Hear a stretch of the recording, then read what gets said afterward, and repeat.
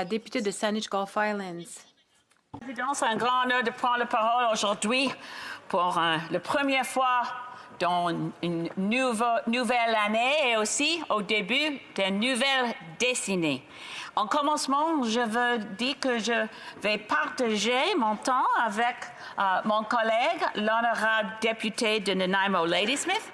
Je suis vraiment heureuse qu'aujourd'hui, dans la dernière journée de débat sur le discours de trône 2019, tous les députés verts ont l'opportunité de parler. Pour ça, je veux dire un grand merci parce que pour ma collègue, la députée de Fredericton, elle va partager le temps avec une députée libérale. Pour ça, je veux dire un grand merci au le bureau qui a la gestion de mes collègues dans le Parti libéral. Aussi, je vais commencer avec une procédure, ce n'est pas seulement formel, c'est vraiment important. Je veux reconnaître que nous sommes ici sur le territoire non cédé des peuples algonquins. So I want to acknowledge... Je voulais donc reconnaître que nous étions ici sur le territoire ancestral non cédé des Algonquins, Miigwech. Je suis très heureuse de prendre la parole sur le discours du trône aujourd'hui. Il contient bien des choses, des promesses qui inspirent, qui contient beaucoup de notions avec lesquelles nous sommes d'accord, notamment pour les incendies de forêt, les inondations, la pollution des océans. Les Canadiens ressentent les impacts des changements climatiques au quotidien. La science est claire, elle l'est depuis des décennies. Une grande majorité des Canadiens ont voté pour des mesures ambitieuses en matière de lutte contre les changements climatiques. Ça me pousse à penser que je vais voter en faveur, mais ce n'est pas le cas. Pourquoi? Parce qu'il y a un trop grand écart entre ce genre de discours, ces belles paroles, et la réalité des actions de ce gouvernement.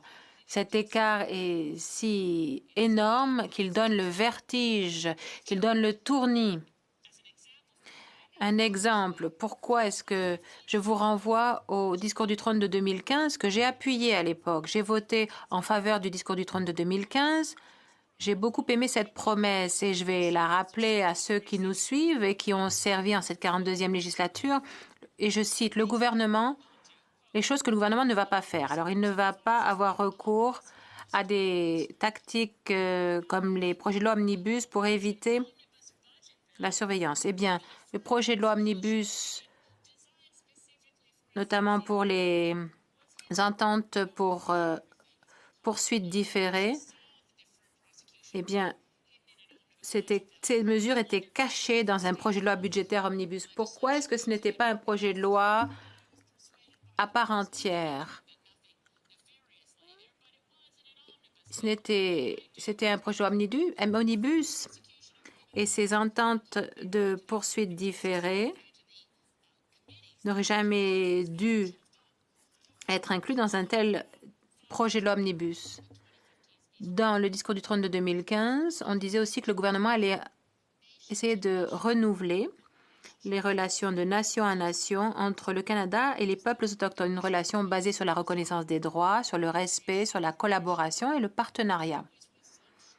Donc c'est avec un certain choc que j'ai vu en l'espace de quelques mois le gouvernement libéral approuver le barrage site C, faisant fi ainsi de l'opinion des tribunaux, de l'opinion des Autochtones et de l'impact environnemental. Pareil pour le pipeline Kinder Morgan, le chef du Parti libéral de l'époque, qui est aujourd'hui Premier ministre, avait dit qu'aucun projet ne devrait être approuvé en fonction de l'ancien processus d'approbation qui était, selon lui, lacunaire.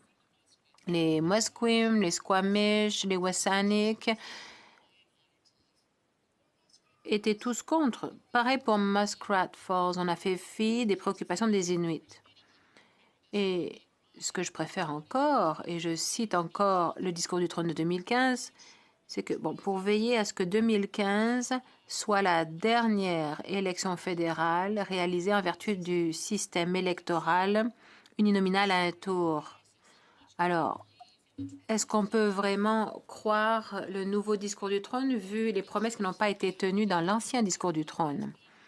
Regardons ce que les libéraux sont engagés à faire. Dans ce nouveau discours du trône, c'est une citation du discours du trône, le gouvernement se fixera l'objectif d'atteindre la cible de zéro émission nette d'ici 2050. Mais la réalité, c'est ça.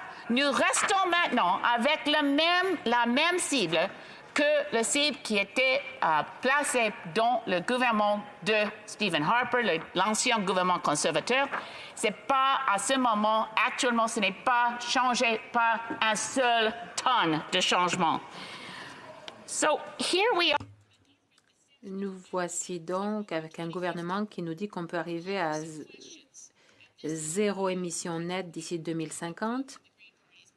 Au Parti vert, on ne force personne à voter d'une façon ou d'une autre, mais au sein de notre caucus, avec la députée de Fredericton et le député de Nanaimo, Lady Smith, nous ne pouvons pas faire confiance à un gouvernement qui n'a pas de cible qui soit alignée avec les données scientifiques. Nous savons que le gouvernement a dit qu'il était important de considérer la situation actuelle comme une urgence climatique. C'est une motion libérale, en fait, qui a été adoptée le 17 juin 2019 ici à la Chambre, dans laquelle, encore une fois, la Chambre a convenu que la situation était une urgence.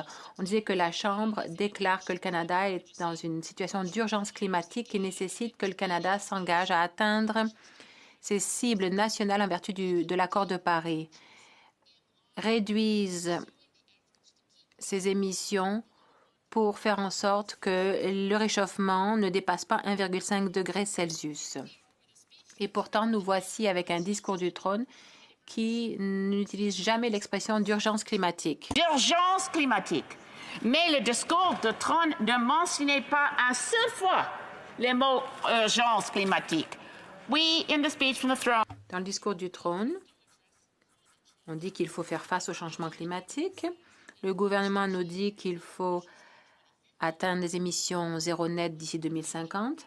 Mais quelques paragraphes plus tard, on nous dit aussi que le gouvernement doit prendre des mesures concrètes pour lutter contre les changements climatiques et que le Canada va travailler tout aussi fort pour acheminer les ressources canadiennes vers de nouveaux marchés. Donc, avec tout autant de vigueur, eh bien, le gouvernement va aussi se servir des fonds publics à hauteur de 10 ou 20 milliards de dollars pour faire aboutir l'élargissement du pipeline Trans Mountain qui menace les changements climatiques.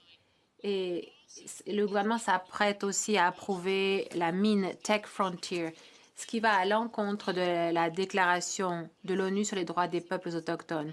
Le gouvernement subventionne et appuie le projet de gaz naturel liquéfié, le gazoduc à Wet'suwet'en fait en sorte que la GRC va faire appliquer une injonction qui va à l'encontre des droits ancestraux et inhérents des peuples autochtones de l'endroit.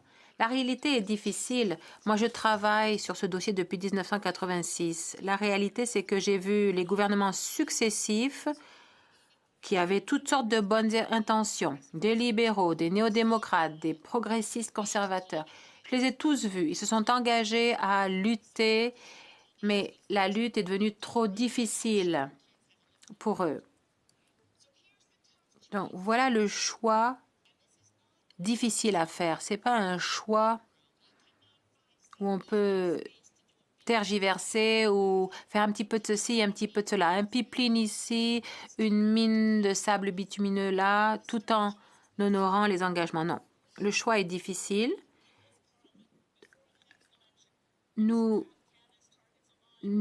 sommes entendus pour dire que les cibles du Canada devaient être alignées avec celles du GIEC. Il faut au moins doubler nos cibles d'ici 2030. Le monde entier a entrepris un processus multilatéral pour modifier les économies, pour les transformer, pour nous débarrasser des carburants fossiles. Nos enfants, les civilisations de demain, pourront ainsi survivre. Sinon, Si on défend l'industrie des carburants fossiles, on n'y arrivera pas. On ne peut pas faire les deux. Il faut choisir. Moi, je choisis les mesures de lutte contre le changement climatique et j'aimerais que le gouvernement fasse de